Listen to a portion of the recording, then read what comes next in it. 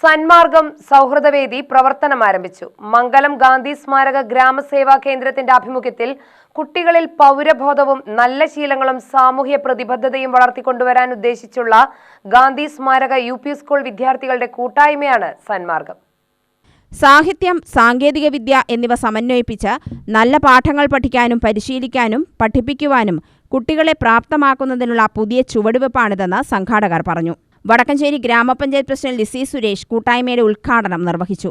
ഗ്രാമസേവാ കേന്ദ്രം president doctor K Vasudevan Pillai അധ്യക്ഷത വഹിച്ചു. സന്മാർഗം കോർഡിനേറ്റർ ടി അശോക് കുമാർ പദ്ധതി വിശദീകരിച്ചു. വിദ്യാഭ്യാസ standing committee chairperson Reshmi Shaji, മുൻ പ്രധാനാധ്യാപകൻ N Devarajan, PTA president K Haridas എന്നിവർ സംസാരിച്ചു. School manager T K Divakaran സ്വാഗതവും പ്രധാനാധ്യാപിക PU ബിന്ദു നന്ദിയും പറഞ്ഞു. ചടങ്ങിൽ ഗ്രാമസേവാ കേന്ദ്രത്തിന്റെ മുൻ ഭാരവാഹികളായിരുന്ന പരേതരായ കരുമാഞ്ചേരി മാധവൻ, ലളിത രാമകൃഷ്ണൻ, P രാമചന്ദ്രൻ നായർ എന്നിവരുടെ ചിത്രങ്ങൾ അവരുടെ കുടുംബാംഗങ്ങളായ R ഗുരുവായൂരപ്പൻ, VK അശോകൻ എന്നിവരുടെ സാന്നിധ്യത്തിൽ സ്കൂൾ ഓഡിറ്റോറിയത്തിൽ മുതിർന്ന ഗാന്ധി മാർഗപ്രചാരകൻ T കുമാരൻ അനാച്ഛാദനം ചെയ്തു.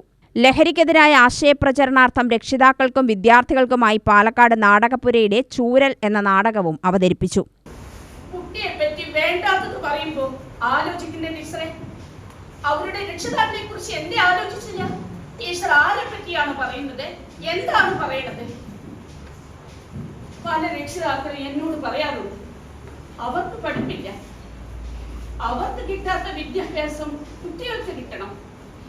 കഷ്ടപ്പെട്ട് പണിയെടുത്ത് പണം ഉണ്ടാക്കാൻ പറ്റും, പക്ഷെ മക്കളെ പഠിപ്പിക്കാൻ അറിയില്ല. അതിന് ടീച്ചർമാർ തന്നെ വേണം. രക്ഷിതാക്കളെക്കാൾ വിശ്വാസം കുട്ടികൾക്ക് ടീച്ചർമാരെയാണ്. അതുകൊണ്ട് ടീച്ചർക്കെതിരെ നടപടി എടുപ്പിക്കും. ഞാനൊരു പൊതുപ്രവർത്തകനല്ലേ, അതുകൊണ്ട് എത്രയും പെട്ടെന്ന് ഈ ഒരു വിഷയത്തിൽ രമ്യമായ ഒരു പരിഹാരം കാണണം. അത് പറയാൻ വേണ്ടിയാണ് ഞാൻ വന്നത്.